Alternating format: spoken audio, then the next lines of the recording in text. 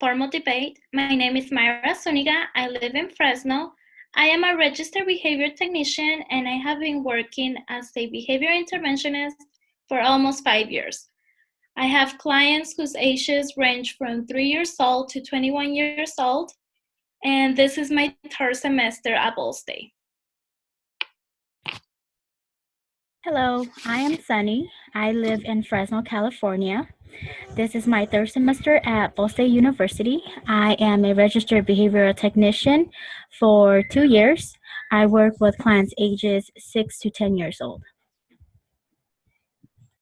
Hi, I'm Robin. I live in Stockton, California. I'm an RBT and a clinical supervisor at a private ABA company, and I've been practicing ABA for 3 years. Hi, I'm Jordan. I live in Fort Wayne, Indiana.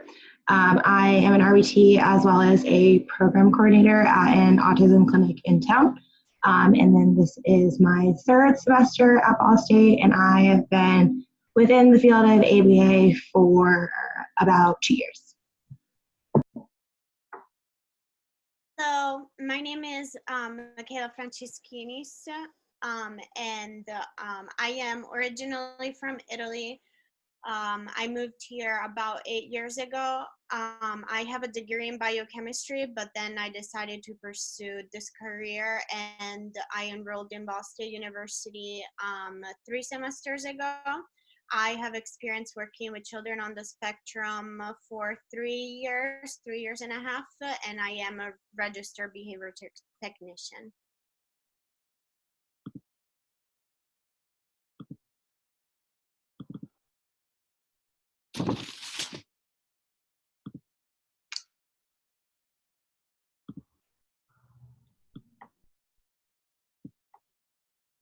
We will be discussing experimental function analysis and functional behavior assessment.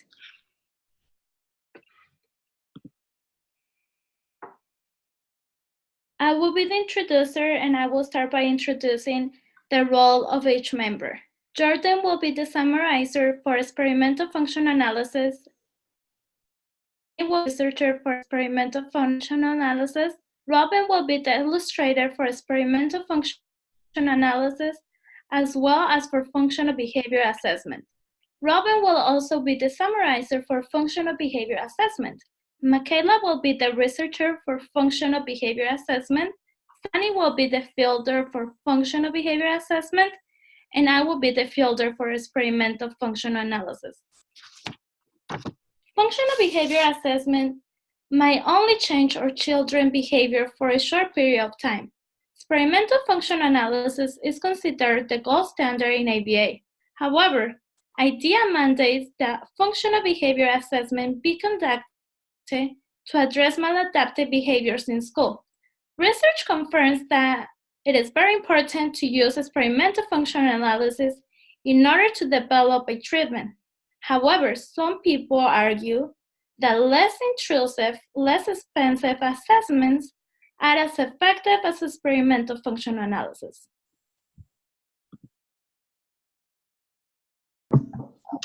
Okay, I'm going to start off by discussing EFA. So what is experimental functional analysis? Experimental functional analysis is an assessment used by providers and practitioners that systematically manipulates the environment and surrounding events to test hypotheses posed by the practitioner or behavioral analyst regarding the individual's target behavior, and they also show a cause and effect relationship. So when an experimental function analysis is conducted, the target behavior is not assessed in the natural environment due to the fact that it requires the practitioner or behavioral analyst to manipulate the conditions in order to hypothesize the function of the behavior. There are 4 conditions used to assess the behavioral function. So they are attention condition, alone condition, free play condition, and escape condition. I will go through just a brief description of each and kind of summarize why they are important. So starting with the attention condition, during this condition, attention is given every single time the individual engages in the behavior being targeted. Then next is the alone condition. So during this condition, the client is observed while on his own and low levels of stimulation are made available to the client. Next is the free play. During this condition, frequency of the target behavior is gathered while the client is able to engage in preferred activities or with preferred items. Last is the escape condition. During the escape condition, the practitioner stops any academic programming or tasks anytime the client engages in the target behavior. The four conditions allow the practitioner or behavioral analyst to go through all possible hypotheses and refute or accept maintaining conditions. During all conditions, data is taken and graphed so that the behavioral analyst can see what is maintaining the target behavior. Another thing I'd like to add about EFAs is the fact that they can be used to assess a multitude of individuals, whether this is individuals with severe problem behaviors, mild problem behaviors, self-interest behaviors, or clients with ADHD. Just going a little further into experimental function analysis and summarizing a little bit of the research that has been done. So research suggests that EFA is the gold standard when identifying behavioral function and allows for stronger identification of the function of behavior. In a study conducted in 2013, EFA was found to produce interpretable results of behavioral functions in multiple meta-analysis for an average of 96% of the time. The same study showed high treatment efficacy that was observed in EFA results for individuals with autism compared to treatments using only standardized tests or direct methods. EFAs also depict how specific variables work to increase or decrease the occurrence of the problem behavior being targeted. I discussed this on the previous slide with the conditions, so that also incorporates those and shows their importance. But this allows for more effective treatments that are reinforcement-based to be developed over punishment procedures. Last, I will be discussing some of the pitfalls that have been found with EFAs, as well as the solutions to the perceived EFA pitfalls. So some pitfalls that have been brought to light through research are that only individuals trained in functional analysis and problem behaviors can conduct an EFA, as well as the fact that it's conducted in a controlled environment that may not promote generalization and occurrence of problem behaviors in a natural setting. According to a 2009 research article, solutions to these pitfalls surround technological trends for EFAs that are working to address these issues and increase portability, which would aid in implementation in classrooms. Strategies would include limiting the number of conditions used to decrease the amount of time the EFA will take in the school settings. So really pinpointing one or two conditions that are the hypotheses of why these behaviors are occurring, and then testing those conditions. A second strategy would be implementing training programs for educational personnel to conduct EFA so that the school does not rely on bringing in a behavioral analyst or practitioner, which can become costly. It was stated that more research needs to be conducted and IOA data would need to be heavily collected if EFAs were implemented in these school settings. Treatment fidelity would also need to be assessed to make sure teachers are using the EFA accurately and consistently. In this short video clip, a BCBA first discusses what commonly occurs in public schools to determine the function of a behavior instead of a true functional analysis. The only way to determine for certain what the function is of a problem behavior is to systematically manipulate the four conditions.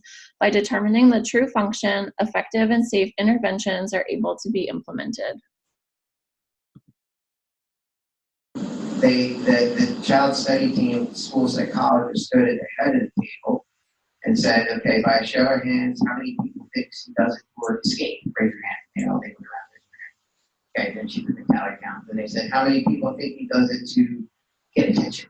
You know, then she took the calorie count. How many people in the room think it occurs for access to tangible stimuli? And then how many people think it's automatic or it's normal or functions? They totaled it up, and that is our FDA. Yeah, and so this child, needless to say, went from the public school setting, and 32 restraints on average, physical restraints per day, to a private setting where they didn't conduct the functional behavior assessment, which is direct observation, experimental manipulation of variables, and it's very irresponsible to, as you know, to try to implement intervention just based on interview.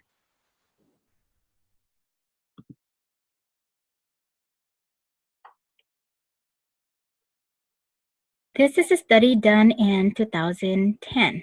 The study is about the experimental functional analysis with the experimental conditions that are difficult to implement in classroom settings and with the analog conditions that lack ecological validity. Now, for the purpose of the study was to identify the greatest number of published studies that uses functional analytic procedures.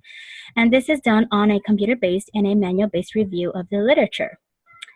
8 undergraduate students and the first author, Solnick, conducted the study where they examined 13 peer-reviewed journals. In the study, functional analysis evaluates the function of problem behaviors across 3 categories, which are positive reinforcement, negative reinforcement, and sensory reinforcement. In the analog conditions, the individual was exposed to different categories of reinforcement, and then the occurrence of the problem behavior would be recorded. In the experimental condition, experimenters reinforce an individual's problem behavior by presenting the specific reinforcer for that condition. Now, in the result, the literature demonstrates that functional analysis procedures in classroom settings is not adequate to guide practice because the condition that shows the highest frequency or duration of problem behavior represents the primary maintaining variable, which is in escape and demand. Overall, functional analysis procedures are not practical for classrooms because of difficulty in maintaining procedural integrity due to maintaining variables that are difficult to control. The results supported that the literature demonstrating functional analysis procedures in classroom settings is not adequate to guide practice. Therefore, this has led the authors to recommend additional research to be conducted to evaluate assessment procedures that are more appropriate for classroom settings.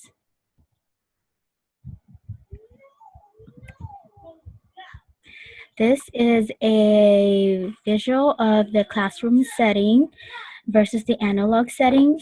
And here you can see that there is a higher frequency in escape and demand, and the rate is 46.8%.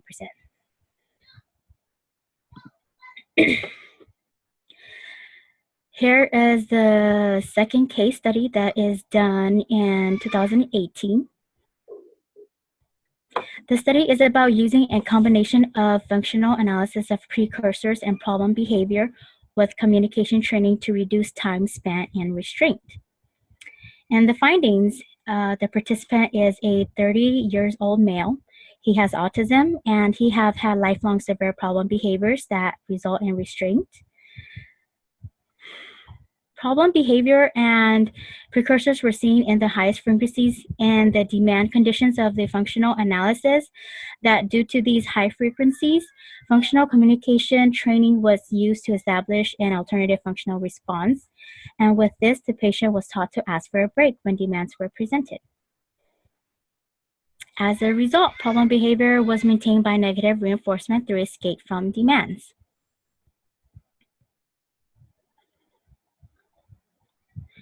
With the use of communication training, there has been a significant reduction in problem behavior and a significant reduction in the time spent and restraints. When teaching the patient the alternative appropriate response through functional communication training, this has reduced the problem behavior to near zero levels. To conclude, overall, the results of the present study suggest that a functional analysis and functional communication training may serve as an effective analysis and treatment when the goal is to reduce this time spent in restraint.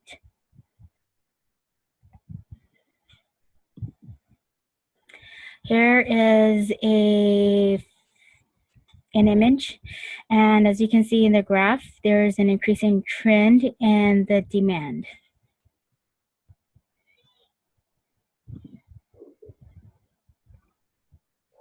Okay, a functional behavior assessment is a method of gathering information on a problem behavior that leads to a hypothesis of the function of the target behavior and the events that can predict its occurrence, as well as the consequences maintaining it. An FBA is an indirect method of assessment that includes direct observation of the client, interviews, ratings, scales, ABC data, and scatter plot analysis. IDEA 2007 mandates that schools are responsible for conducting FBAs on children whose problem behaviors lead to suspension or expulsion. FBAs are conducted in the client's natural school environment and are a reliable way to determine the function of a behavior without using costly outside resources. The required training in ABA has not been established in the school setting to conduct an FBA, and there is a need for written guidelines on how to conduct behavior analysis procedures in school settings.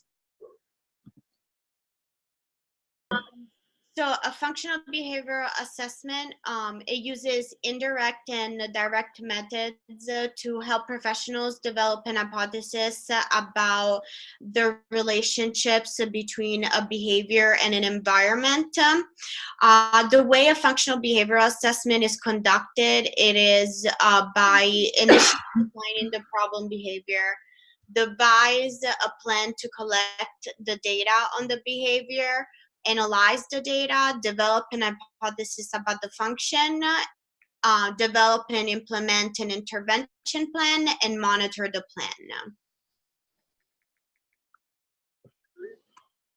plan. The main, yeah, there you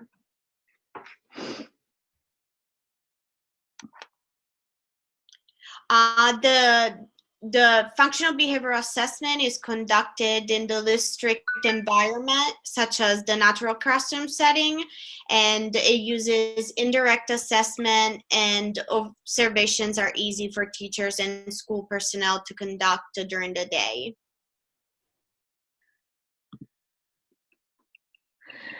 This video discusses the importance of conducting FBAs in a school setting in order to determine the function of a problem behavior.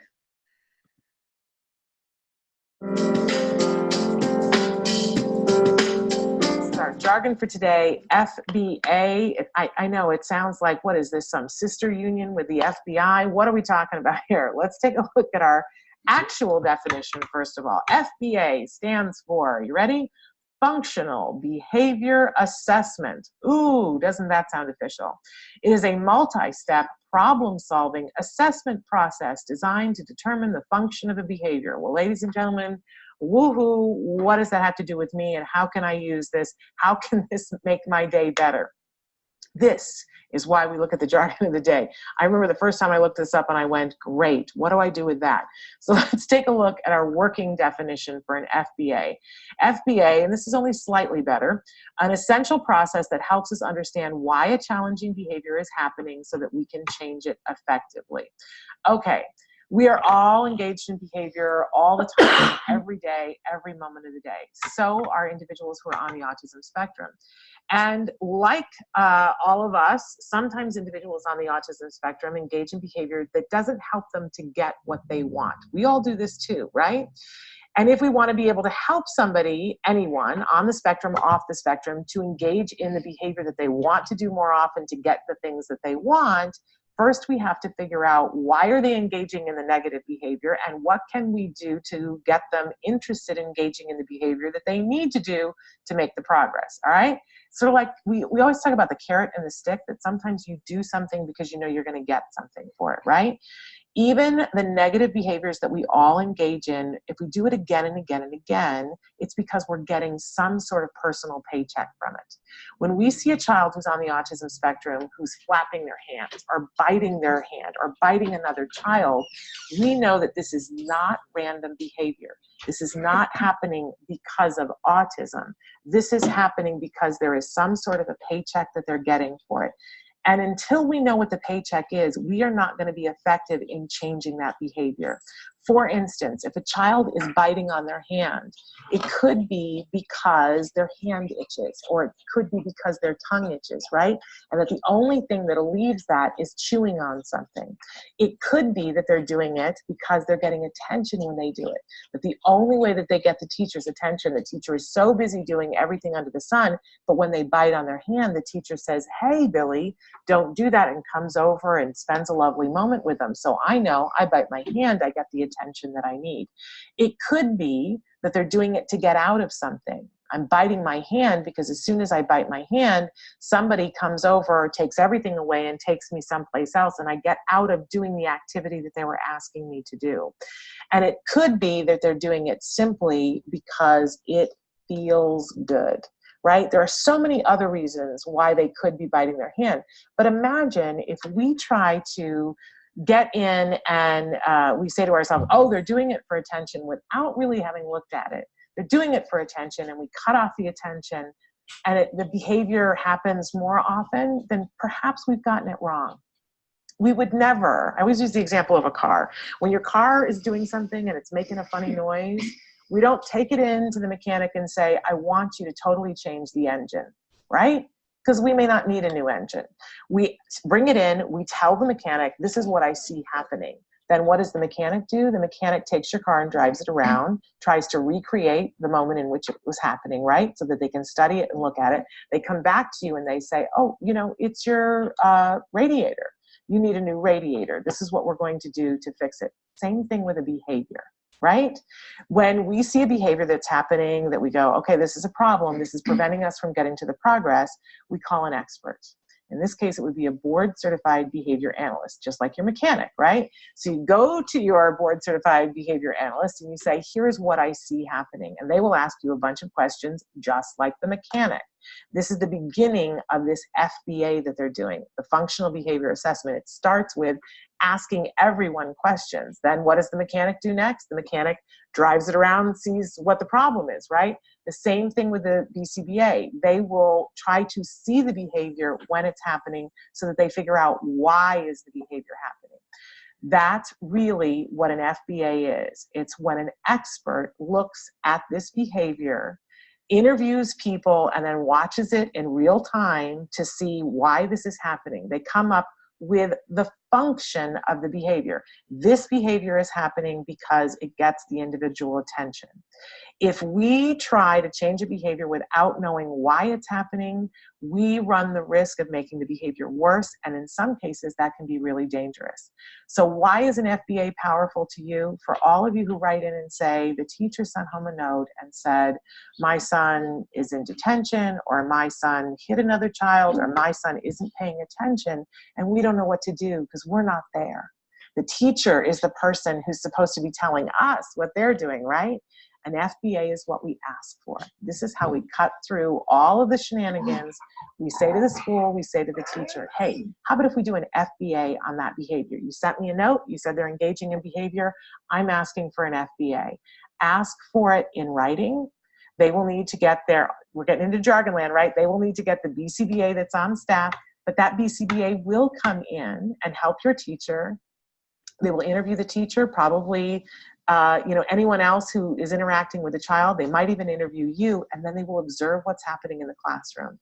At the end, they will be able to give you a behavior intervention plan that's what's right for the child. You will get to the progress quicker.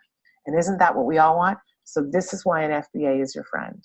Whenever you see a behavior, if it's happening at home, just ask your team that is working with you, why is this happening? Did we do an FBA on it? Can we do an FBA? If you're not working with a team, there is something that you can do on your own. There is a home-based version of it that's called the CIFA, and that is available to you in Skills, which we talk about. You can go to skillsforautism.com. You can try the 14-day free trial, go into the behavioral section, do what they call the CIFA, which is a modified version of an FBA, so that you can try to figure out what the function of the behavior is. Skills will also help you to create the behavior intervention plan based on what you said in the CIFA. this is the way we get to progress. It's the first step. So ask for the FBA if it's happening at school. Ask for the FBA if you're working on a team at home. And if you don't have those things, you can do it in skillsforautism.com. Behavioral tab, go into what they call the CFA, and it will walk you through the entire thing. You will get to the progress.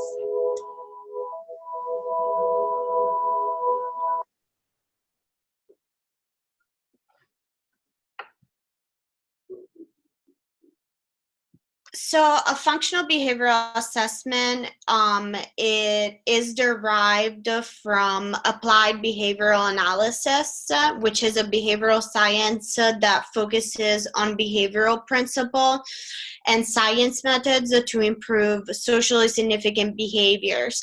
And applied behavioral analysis has a specific written ethics code that must be followed when the procedures or the interventions are being implemented. So functional behavioral assessment follows the ABA ethics code in the following ways. So there is code 3.01, which states that a behavioral assessment must be conducted prior to making recommendation and develop a behavior change program. IDEA also states that every child in the school setting who engages in disruptive behavior must receive a functional behavioral assessment. The ethics code 4.03 states that each behavior change program must be unique to the individual, must focus on specific and selected goals, and must be unique for each behavior. Ethics code 4.09 states that behavior assessment procedures should be applied in the least strict environment possible. Who is responsible for assessing behavior? In clinical settings, so we have behavioral analysts that are certified by the Behavioral Analyst Certification Board, and they are the most competent professionals who are trained in ABA and the ethical codes. In the school setting, so we have school professionals that are responsible for conducting FBAs. However, effective training in the principles of behavior and ABA must be provided in order to ensure the assessments are done with integrity and the treatments are being implemented with validity. Parents and caregivers are also able to collaborate by providing informal information regarding the behaviors in the home and community settings. Do functional behavioral assessment result in valid outcomes? And do the aid professionals find the most effective treatment available for the individual? So that is the questions that we're trying to answer, and there are a few research studies that have been conducted to determine. So the first study was done in 1998, and it on 19 students with developmental disabilities to determine if functional assessment increased the treatment validity of behavioral interventions. The study divided the individuals in two groups, where only one group received the functional assessment before the interventions were developed, while the other group did not receive a functional assessment. The results of the study showed that interventions were most effective in reducing the problem behavior whenever a functional assessment was conducted prior to the application of the intervention. The study also concluded that a functional behavioral assessment have high treatment validity for both on-task and off-task behaviors. The second study was conducted in 2005 on 2 students with disabilities who engage in maladaptive and disruptive behaviors. The teachers were responsible for conducting the FBA and the non-FBA assessments. And an ABCBC design was used to determine the effect of the FBA intervention, the function-based derived intervention, and the non-function-based interventions. And the results showed that the individual that received the functional assessment and functional derived intervention was able to show lower levels of problem behavior, whether the individual who received a non-function-based intervention had levels similar to baseline. At the end of the study, the teachers rated both the levels of efforts and intrusiveness for function-based and non-function-based the same, very similarly. However, all teachers did state that function-based assessments do focus more on the best interest of the student.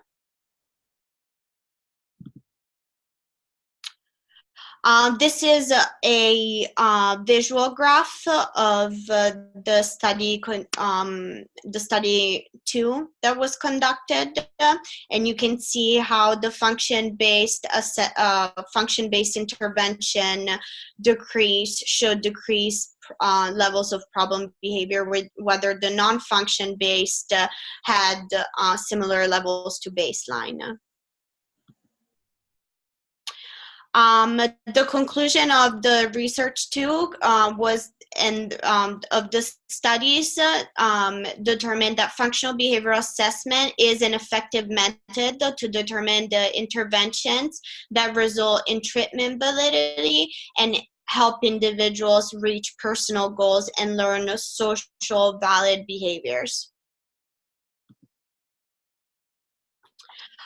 There is some ethical considerations that need to be taken into account when implementing the FBA. And one of the research studies done by Hastings in 2005 determined that conducting an FBA for self-injurious behaviors is unethical, and because it requires the individual to engage in harmful behavior in order to take data. And however, there is a research study that was conducted in 1994 by Derby, and it stated that functional behavioral assessment determined that 70% of self-injurious behavior identified demand and attention as the two major functions of the behavior. So a possible solution when assessing self-injurious behavior is to teach functional communication training while the behavior is being assessed.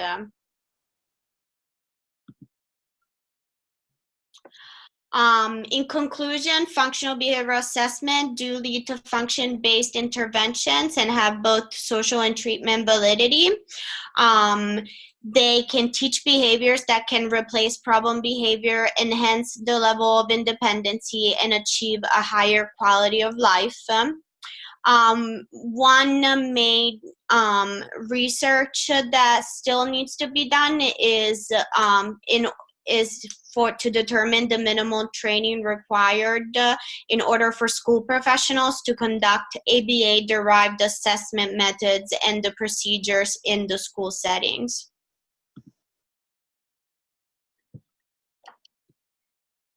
Frequently asked questions and answers for experimental function analysis. How does the professional and ethical compliance code for behavior analysts promote the need for experimental function analysis?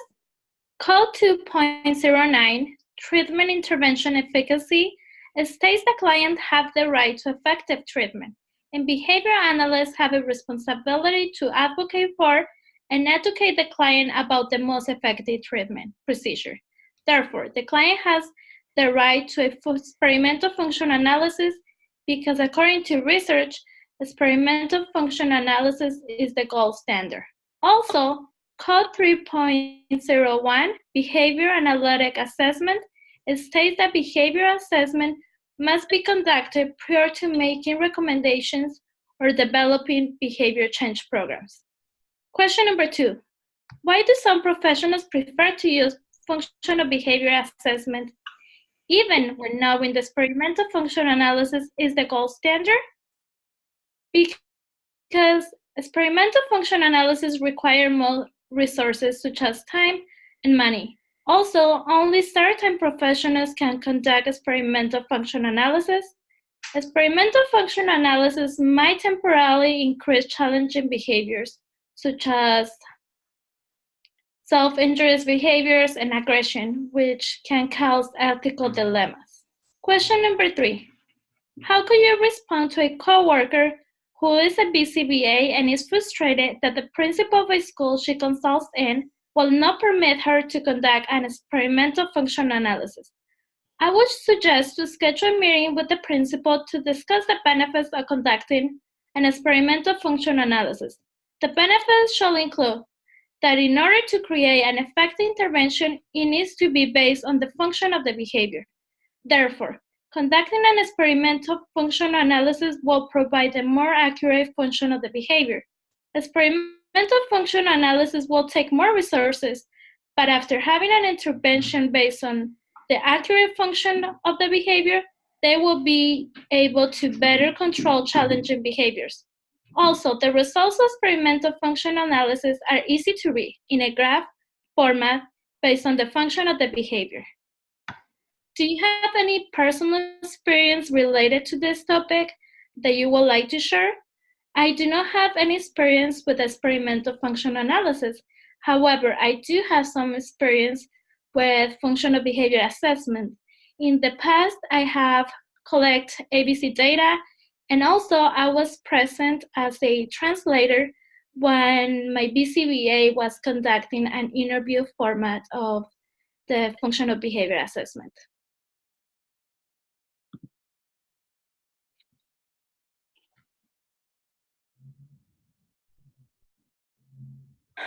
Functional behavioral assessment questions and answer. For number 1, how would you explain the differences between an FBA and FA to the parent of a client who just started to receive ABA services? In this case, if it was me, I will first set up a meeting with the parent. When speaking to the parent, I will use language that the parent will understand and not use technical ABA terms. I will provide visual materials where needed. I will also explain to her what functional behavior assessment is and what is experimental functional analysis. I will further educate the parent in identifying what are the advantages, benefits, and importance of FBA and EFA. I will then continue to make sure if they understand what I'm referring to by asking if she has any questions for me, because it is very important that they fully understand what I'm talking about, so that way the parent has an opportunity to gain some knowledge on this topic. Question number 2, how and why is parent-guardian consent obtained? This is a very important step because parent and guardian consent is required before completing an FBA. This also accounts for data cannot be collected on the student prior to getting consent. This permission is obtained at a re-evaluation meeting. If the re-evaluation committee recommends an FBA, the parent or guardian gives permission by signing the consent for formal evaluation, re-evaluation, parent-guardian notice. If a parent or guardian does not give permission to conduct an FBA, then you will have to follow the process outlined in the Individualized Education Program, IEP, handbook, because this varies by state law.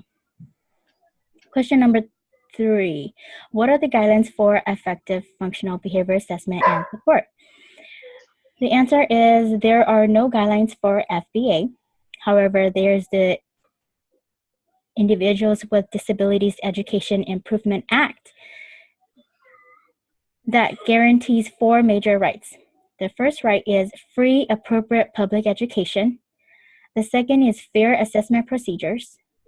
The third is placement in least restrictive environment. The fourth is parent involvement in educational decisions. Also, IDEA provides 2 protections. The first protection is the IEP, the Individualized Education Program. The second one is the due process procedures.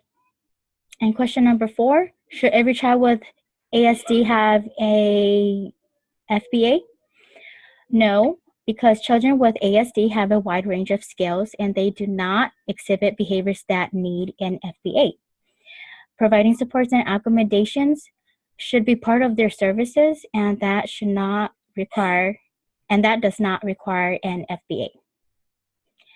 The last question is, do you have any personal experiences related to this topic you would like to share? And yes, I do have personal experiences. At my workplace, I do more of a direct assessment to observe and record the problem events as they happen, such as frequency counts, interval recording systems, and the use of antecedent behavior consequence or ABC chart.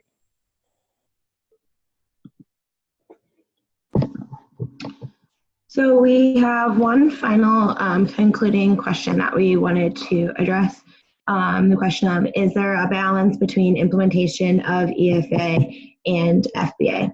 So to answer that question, we believe that there can be a balance when using the EFA and FBA. During the FBA process, an EFA should be conducted to test conditions and aid in the behavioral analyst hypothesis on what is maintaining the target behavior.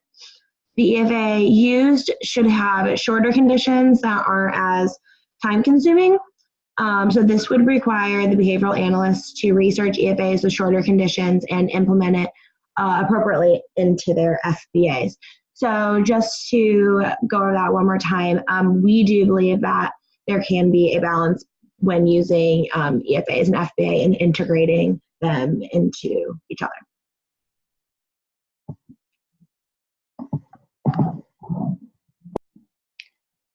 Thank you for watching our presentation. If you guys have any questions or comments, feel free to post them on the discussion board and we will answer your questions. Thank you. Thank you.